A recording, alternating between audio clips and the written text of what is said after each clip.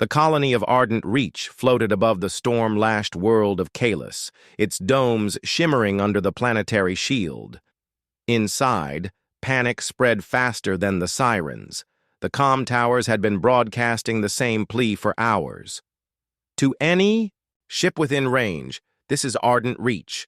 Hostile fleets inbound. Civilian lives at risk. We require immediate assistance.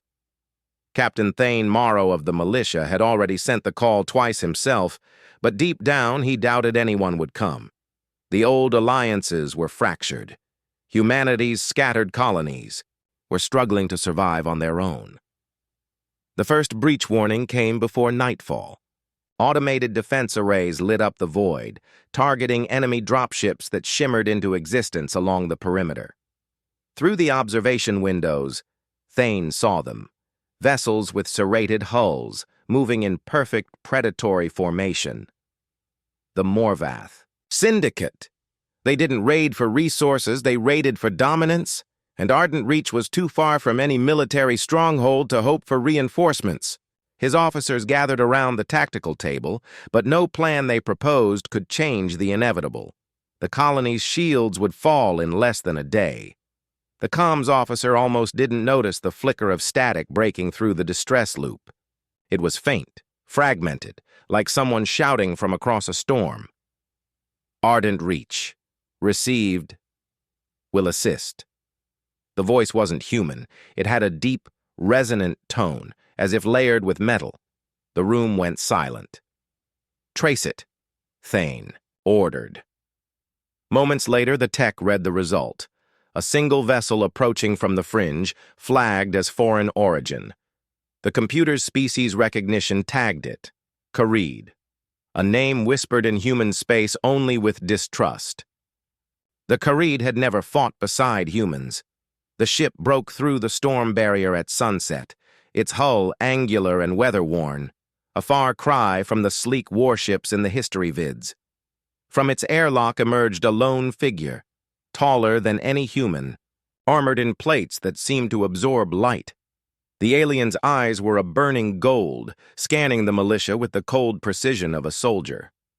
"I am Rin Kharid," the voice echoed through the landing bay. "Your enemies are mine. Show me your battlefield." Thane stepped forward, studying him. There was no trust yet, but there was no choice either. They spoke briefly in the command spire, over holo maps filled with enemy movement. Rin knew the Morvath's tactics, down to the timing of their shield breach strikes. He offered no explanation for his presence, only a promise. The colony would not fall while he still breathed. Thane weighed his options. The militia was outmatched, and reinforcements were a fantasy. Against all reason, he decided to stand beside this alien stranger. It was the first time in his career that salvation had arrived wearing the face of humanity's oldest rival. By dawn, Rin was already in the field, moving through Ardent Reach's lower sectors with uncanny awareness. He pointed out structural weaknesses the engineers had missed, reinforcing choke points with scavenged armor plates from derelict transports. The militia followed his instructions reluctantly at first, but every fix bought them minutes. Minutes they desperately needed. The Morvath fleet's siege cannons opened fire, each impact shaking the colony's outer dome like the hand of a giant. Rin didn't flinch. "They will come in waves," he said, his voice calm. "You must bleed the first wave until they break." Thane assigned his best sharpshooters to the southern dome, where the Morvath would likely probe for a breach. Rin joined them, moving like a shadow between the blast shields. When the first assault hit, it was with brutal precision. Morvath infantry storming the barricades, energy rifles carving arcs of plasma through the dust. Rin's rifle was unlike anything Thane had seen, a weapon that fired shards of molten metal, each one piercing armor as if it were paper. The militia watched in stunned silence as the alien dropped target after target without missing. Still, the Morvath pressed forward, their disciplined formations shrugging off casualties. Thane found himself fighting back-to-back with Rin, The aliens' movements covering gaps in human tactics like he'd trained beside them for years. The battle spilled into the narrow streets, where defenders used doorways and broken walls as cover. Civilians watched from behind barricades, their eyes wide. They had never seen a Kharid fight for anything other than themselves. It planted something dangerous in their hearts, hope. When the first wave broke, the militia stood on streets littered with shattered armor and burning wrecks. Rin scanned the horizon, his gold eyes narrowing. "They will regroup," he said, "and they will come harder." Thane knew he was right. The Morvath didn't retreat, they recalculated. But something had shifted in those bloody minutes. The militia no longer fought just for survival. They fought because a stranger had stepped into their war without being asked. That kind of act demanded they stand a little taller. The quiet between waves was brief. Thane pulled Rin aside, asking the question everyone wanted answered. "Why are you here?" The alien paused, gaze fixed on the skyline. "Because once my people stood alone, and no one came." It was all he said, but it was enough. Thane didn't press him.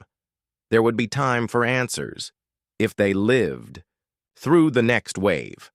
The second wave struck under the cover of Kalus's night storms. Lightning flared across the dome's shield, throwing jagged shadows over the defenders.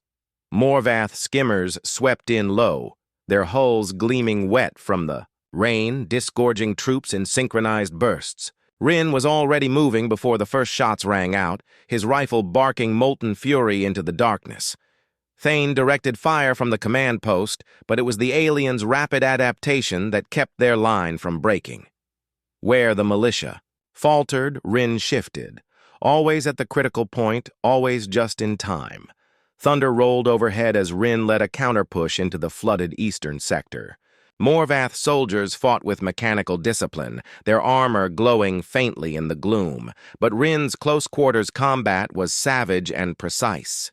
He wielded a blade that hissed in the rain, cutting through composite plating with ease. Thane's forces followed, emboldened by the alien's unshakable presence. When the Morvath finally pulled back, the streets were littered with wreckage, the rain running red into the drains. They had survived again, but each wave bled them thinner. In the aftermath, Rin inspected the damage with quiet efficiency. Spoke little, but his gaze took in everything: breach points, structural stress fractures, exhausted soldiers. When Thane tried to thank him, Rin simply said, "Gratitude is for when the war is done." It was not arrogance, but focus. The Morvath had tested their defenses and would return with heavier firepower. Thane began to understand why an outcast would fight this way, because for Rin there was no place to fall back to. Hours later, a militia scout reported movement on the colony's northern ridge. The Morvath had deployed artillery, massive rail cannons capable of breaching the shield in minutes. The only option was a strike team to disable them before they fired. Thane looked at Rin, who was already checking his gear. "I'll go," the alien said simply. Thane didn't argue. Some tasks were beyond human endurance, and this was one of them. The strike through the storm was a blur of lightning, wind, and the howl of engines. Rin's infiltration was surgical, avoiding patrols, scaling sheer walls slick with rain, and planting charges on the artillery mounts. When the explosions came, they lit the night like second suns. The Morvath's rail cannons collapsed in twisted heaps, and for the first time in days, the colony's shields held without strain. Rin returned soaked and silent, but there was the faintest trace of satisfaction in his gold eyes. The Morvath changed tactics with the dawn. Instead of direct assaults, they began targeting the colony's supply lines, harassing convoys, bombing storage depots, cutting water reserves. The militia was forced to spread thin, guarding vital points while still holding the main defenses. Thane found himself pulled between crises, his voice raw from constant comms traffic. Rin took the northern sector entirely under his command, and reports from there were unlike any others. Minimal, losses, maximum damage to the enemy. It was as if the alien could anticipate every move. That sector soon became the linchpin of the defense. Morvath units that pressed against Rin's perimeter were shredded before they could even reach the barricades. Thane visited the front himself, watching as Rin moved through the smoke, issuing short, precise orders to militia fighters who now followed him without hesitation. There was no fear in their faces anymore, only a fierce will to hold. Rin had given them that, not with speeches, but with the proof of his actions. One evening, during a lull, Thane found Rin on a rooftop overlooking the battered skyline. "You could have left," Thane said. "No one would have blamed you." Rin's gaze didn't shift from the horizon. "And leave them to fall as my people once did?" "No." It was the first time Thane heard something almost like pain in the "they" alien's voice. He began to wonder how much of Rin's skill came from experience and how much from loss. The Morvath adapted again, sending infiltration squads through maintenance tunnels beneath the dome. Rin led the hunt personally, navigating the labyrinthine passages as if he'd built them himself. The fighting underground was brutal, cramped, and unrelenting. Plasma bursts lit the narrow corridors, painting the walls in strobing light as steel met steel in close quarters. The militia's report spoke of impossible reaction times, of Rin appearing from nowhere to intercept an enemy before they could fire. By the time they cleared the tunnels, the colony had held for 8 days, far longer than anyone had thought possible. Supplies were low, exhaustion was high, but morale had shifted into something unbreakable. Rin had become more than an ally. He was the reason the last human colony still stood. And though the Morvath would not stop, neither would they. Not now. Not after this. The siege entered its most dangerous phase when the Morvath fleet began deploying planetary breachers, massive claw-like machines designed to tear through the shield by sheer mechanical force. The first one hit the outer dome with a sound like the sky breaking. Shock waves rippled through the colony, knocking people from their feet. Thane ordered all available forces to intercept, but the breachers were protected by heavy escort, each soldier armored like a walking fortress. Rin didn't hesitate. "I'll take the lead," he said, his voice steady. The assault on the breacher became a running battle through the outer sector. Rin moved like a storm given form, leaping from cover to cover, his molten rifle chewing. Through Morvath plating, Thane's militia fought hard, but they struggled to keep pace with the aliens' relentless advance. At one point, Rin hurled an enemy trooper into the breacher's gears, jamming them long enough to plant explosive charges. The resulting blast sent shock waves that rattled windows miles away. But victory came at a cost. Several militia squads were cut off during the retreat, surrounded by Morvath reinforcements. Without hesitation, Rin went back for them, cutting a path through the enemy with brutal efficiency. By the time they returned to the central district, every soldier in the group was alive, a miracle in the chaos of war. Thane didn't need to ask how. He saw the scorch marks on Rin's armor and the new dents in his blade. That night, Thane convened his officers and laid out a desperate plan. The Morvath were tightening their noose. If they didn't take out the enemy command ship, the siege would never end. The mission was suicide by any reasonable measure, but so had been the last 8 days. Rin studied the holomap, then pointed at an infiltration route no one else had considered. "This is how we kill them," he said. The room fell silent. They all knew he meant it. Preparations began at once. Gear was stripped to essentials, ammunition counted, escape routes sketched in thin hope.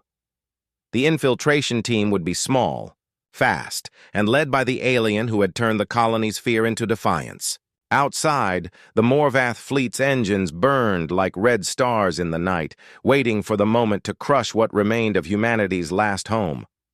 When the team departed under the cover of Kaelus's midnight storms, there was no ceremony, just quiet determination. The dropship skimmed low over the churning seas, its hull rattling with each lightning strike. Rin sat at the prow, silent, eyes fixed on the looming shadow of the Morvath command ship. Thane checked his weapon, trying not to think about the odds. He had faced hopeless battles before, but never with an alien at his side who seemed immune to the concept of failure. Boarding the ship required precision and nerve. They latched onto a maintenance hatch just above the waterline, cutting through layers of alien alloy. Inside, the corridors were dim and pulsing with a strange bioluminescence, the air thick with the scent of ozone and oil. Morvath patrols moved in pairs, but Rin dismantled them in silence, his blade leaving no room for alarms. The militia followed, each step deeper into enemy territory, tightening the coil of tension in their chests. They reached the command core after an hour of winding through the labyrinth. The heart of the ship glowed with a massive crystalline structure, the nexus that linked the entire fleet. Destroy it, and the Morvath would be leaderless, their coordination shattered. Planting the charges was the easy part, getting out would be harder. Even as they set the last device, alarms finally screamed through the vessel. The Morvath swarmed. The retreat was chaos, blaster fire carving through the narrow halls, explosions shaking the deck. Rin held the rear, cutting down pursuers with a speed that defied belief. At one choke point, he locked eyes with Thane and gave a single nod before sealing the bulkhead between them. "Go!" his voice echoed through comms. Thane wanted to argue, but there was no time. The charges were primed, and the ship was seconds from destruction. The dropship broke away just as the Morvath command ship erupted in a plume of white-hot fire, fragments raining into the stormy seas below. Thane sat in the cockpit, staring at the empty seat beside him. The alien outcast who had answered their call was gone, or so he thought. The colony mourned in silence. Word spread fast that Rin had not returned from the Morvath flagship, and the loss hit harder than any bombardment. Thane stood before the militia, delivering the news with a voice that refused to break. Yet even as grief thickened the air, so did a strange calm. The kind born when you know someone gave everything for your survival. In the days that followed, the Morvath siege fractured. Leaderless, their attacks became scattered, and the militia reclaimed ground street by street. Thane led the recovery operations, his boots sinking into mud where battles had raged only days ago. They salvaged weapons, patched defenses, and brought survivors back from the outskirts. But every time the night storms rolled in, Thane found himself staring at the sea, remembering the last look Rin gave him. Sometimes he imagined hearing that steady alien voice again, telling him where to move, where to fight, how to survive. But the horizon stayed empty. On the 5th day after the flagship's destruction, long-range scanners detected retreating Morvath vessels breaking orbit. Cheers erupted across the colony, but Thane only nodded, knowing the war wasn't truly over, only pushed further away. Still, Kalis was safe, and that meant the alien sacrifice had not been in vain. Memorial crews began carving a monument. Into the central plaza, a figure standing with a blade at his side, gazing toward the stars. When the monument was unveiled, the colony gathered in a rare moment of unity. Thane placed a strip of alien-forged steel at its base, the last piece of Rin's blade recovered from the debris. "He was not one of us," Thane said to the crowd, "but he fought for us when no one else would." The wind carried his words out into the open plains beyond the dome, as if to deliver them to someone listening far away. That night, the rain came again. Thane stood beneath it, letting it soak into his uniform, when something caught his eye. Movement. On the darkened ridge outside the shield. A silhouette, broad-shouldered and familiar, paused just long enough for him to doubt his own senses. Then it was gone. He didn't tell anyone what he saw, Some truths were better kept close. Months passed, and the colony adapted to its new reality. The militia expanded patrols beyond the dome, mapping old cities swallowed by the wild. Trade resumed with other hidden settlements, and with it came rumors, whispers of a lone warrior, moving across the unclaimed lands, striking Morvath outposts and vanishing before reinforcements arrived. Thane listened, but said nothing. Deep down, he already knew. On a recon mission in the northern canyons, Thane's squad found evidence too deliberate to be coincidence. Morvath weapons dismantled with precision, patrol logs disrupted, and symbols etched into rock in an alien script. It was Rin's writing, sharp lines and curves Thane had seen on the Outcast's gear. The discovery lit a fire in the commander's chest, pushing him to drive the militia harder, to expand their reach, to carry the fight to the enemy. The Morvath still prowled the stars, but without their unified command, their grip had loosened. The colonies began to talk of forming a coalition, pooling resources to rebuild what had been lost. Thane found himself at the center of those talks, using the legend of Rin as both shield and sword. It wasn't just a story anymore. It was proof that alliances could be forged in the unlikeliest places. One night during a council session, a transmission came through on a secure channel. No ID, no origin trace.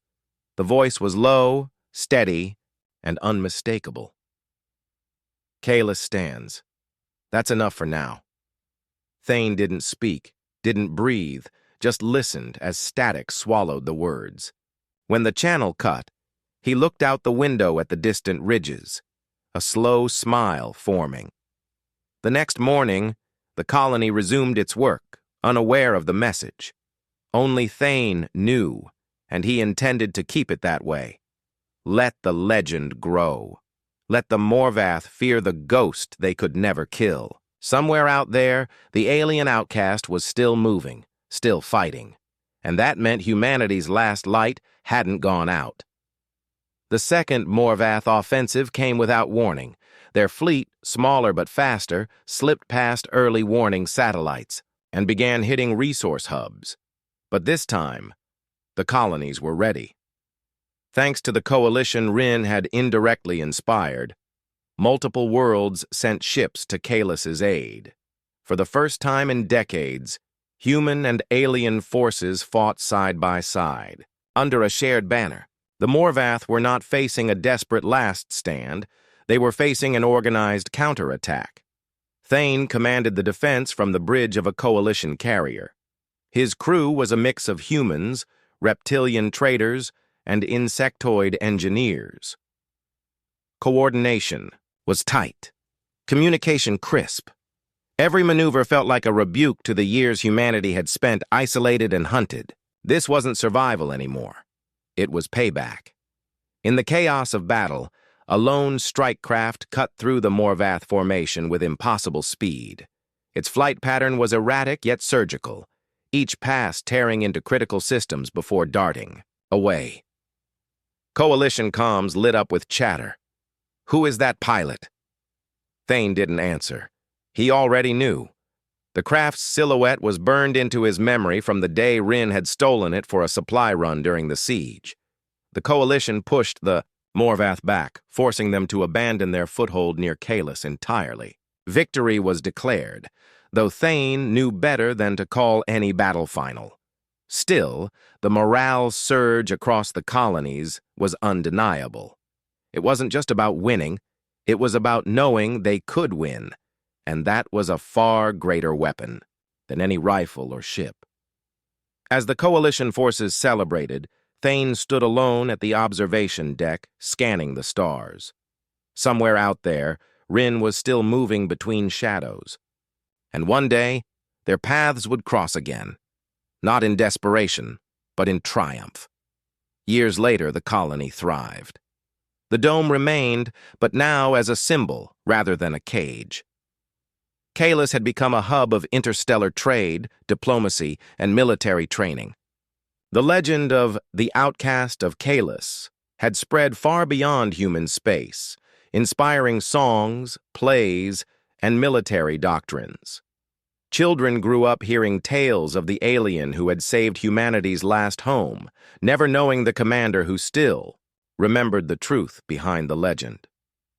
Thane walked the central plaza often, passing the statue that now stood surrounded by flags from half a dozen worlds. He always paused there, not in mourning, but in gratitude.